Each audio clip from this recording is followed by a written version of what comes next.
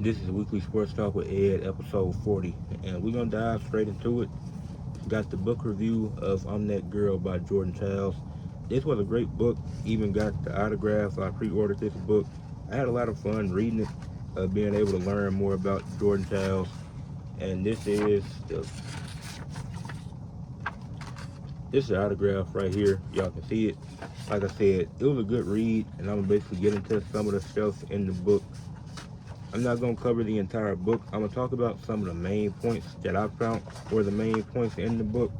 Now I'm having trouble closing it for some reason. I'm going to talk about some of the main points in the book that I saw and that I want to talk about because it was a great story of her talking about her life and her time getting into the gymnastics. Her She's named after Michael Jordan because she's the youngest of five siblings. Well, she had four siblings, two sisters, two brothers, and she's the youngest out of five kids that their parents had.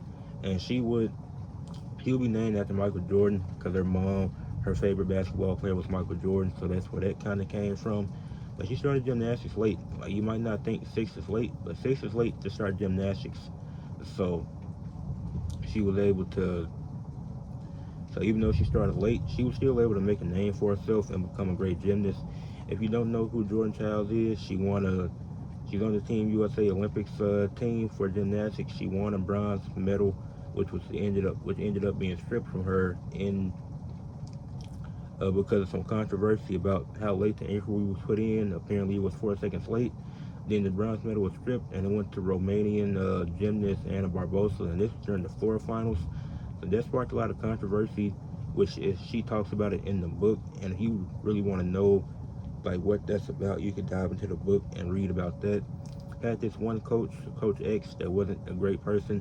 Coach X, she was really weird. She was an alcoholic, this and that. But it seemed like she had a good heart at first, but then as time went on through reading the book, she just seemed like a terrible person. And then that's some of the main stuff. Like, the book focuses around her gymnastics life and her career, because that's what it is.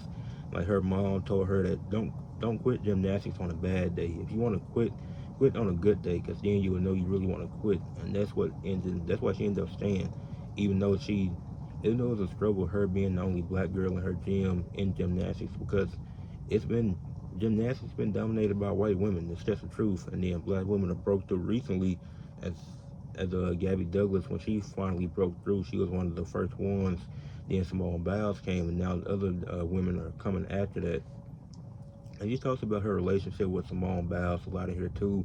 They're best friends now, so that they have a great relationship. They've been friends for 10 years now at this point, 10 or 11 years. So them having their relationship, that's really cool to talk about. And then, yeah, but that's the main points of the book I wanted to cover. I definitely recommend reading it yourself. Now, to get into the main things, of, like my criteria for doing these book reviews, first off with the plot, uh, 9 out of 10. Based a life story centered around her and her gymnastics career, her gym, and her life around that, and how it impacted her. So I say 9 out of 10. As far as the characters go, a 10 out of 10. Not just because like, oh, all these characters are cool. It's because the people in her life she's talking about, she's keeping it real when she talks about them.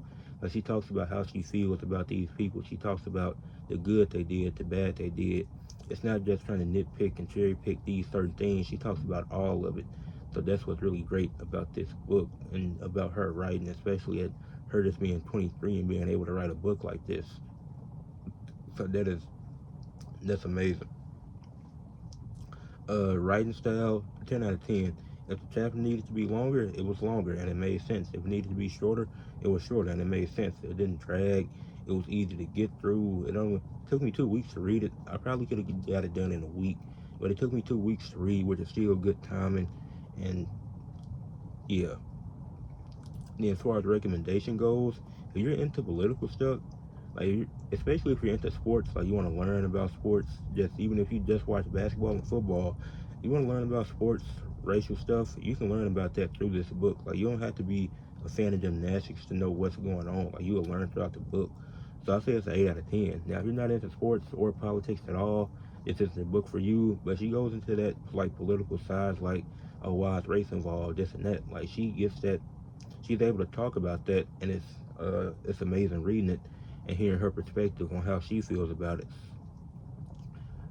Read rereadability, 8 out of 10. Even if you read the same book twice, the ending gonna be the same, but the interpretation might be different. Like there might be things you didn't pick up on the first time. Because I'm gonna definitely reread it, and later this year, because there might be some stuff that I missed. Like I took notes in my notebook. I have like 4 pages of notes that I took on the book, so I could read it again, then take notes again, and then they might look a little different. Because maybe I didn't catch that the first time. Maybe that flew over my head. So as far as themes go, each theme made sense for the chapter, for the time period, so 10 out of 10. Then as far as emotional and logical appeal, uh, 10 out of 10. It was amazing. Like you could really feel it, like what she was saying. Like it felt like it was so clear that it was her writing this. It wasn't nobody else's words. She was really writing this. Like she was in her bag writing this book. Like this, like you could really feel the emotion that she went through, and like the struggles early on, the stuff with Coach X. I don't want to talk about each chapter individually because if y'all really interested in the book from my review, then I think you should check out the book yourself and read it and interpret it how you want to, because you might interpret the book differently. But I love the book. I would definitely reread it. Shout out to Jordan Chiles. That book is amazing. Now to get into my AEW Dynasty predictions, let me say this: the Owen Hart Foundation Cup matches should not be on a pay-per-view. A tournament is something that needs to be happening on regular TV like Dynamite and Collision. That's when the tournament matches should happen. They could be like main events at the shows. You could send it a whole show around those matches. Like some of these matches shouldn't be on Dynasty.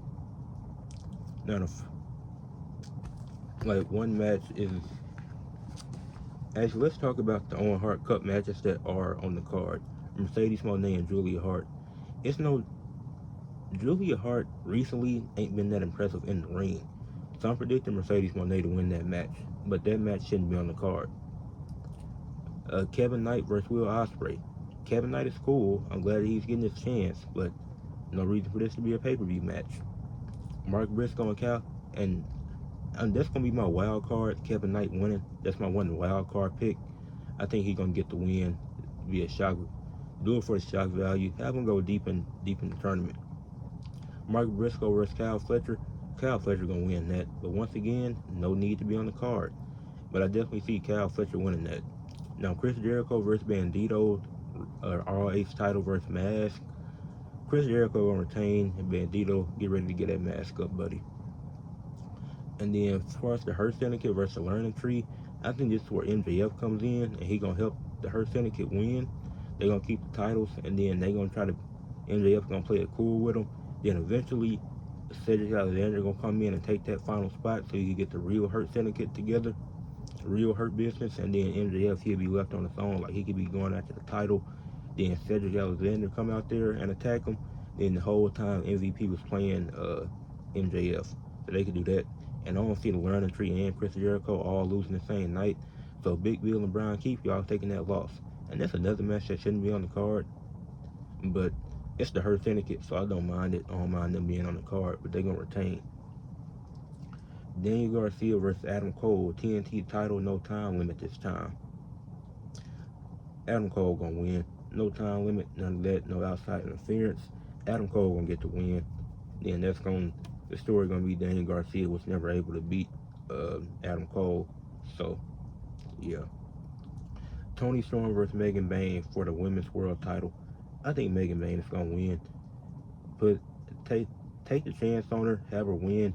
If it doesn't go how you're expecting, put it back on Toni Storm. But this is a risk that you take. This is a risk that's worth it.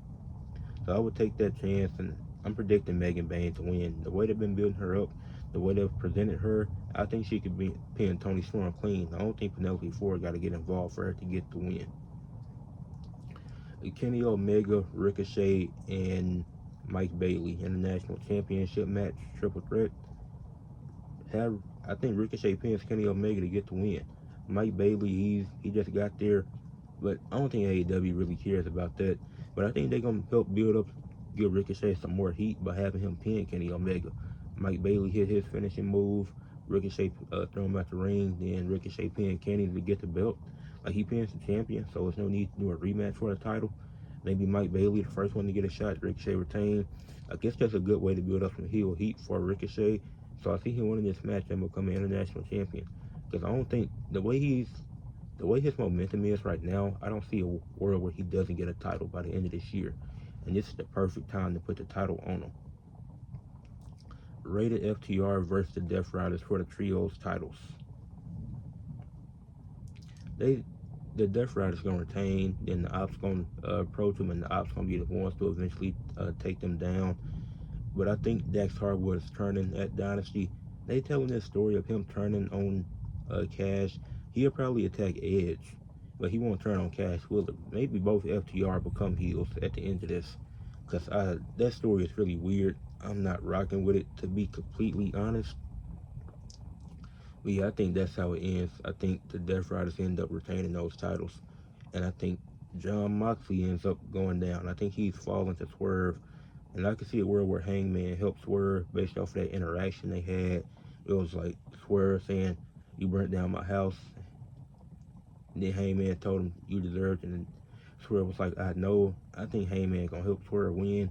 They're gonna tell a story of them. They eventually gonna have a one-on-one match again to end it, and Swerve gonna retain. But they're gonna be a cool tag team. Be like, not even tag team, but have like a little alliance with each other.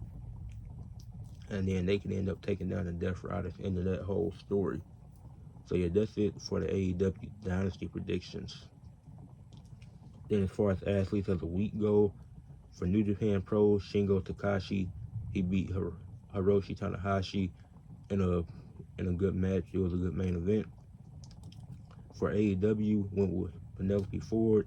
Even though she lost to Toni Storm, that was a really good match. She looked good in the match. She got some time and she was able to shine. So shout out to Penelope Ford. For TNA, went with Tessa Blanchard. She ended up getting the win in the main event in a 3-on-3 match. She teamed with Fatal Influence to take on Masha Slamovich, Zaya Brookside, and Lee Ching Lee. Tessa Blanchard looked good in that match, and she got the sneaky pin that over Masha too. So they building up to their one-on-one match.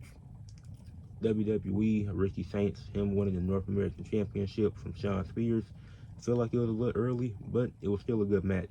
So for the MLB, I went with Tommy Edman, 2-run homer versus the Braves. Helped the Dodgers stay undefeated this week.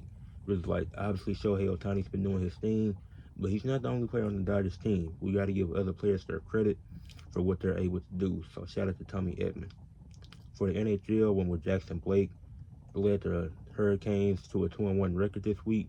Had 3 total goals, 3 total points, and 7 total saves. Had some really good games and was able to get the Hurricanes a couple of wins this week. For the NBA, Ja Morant.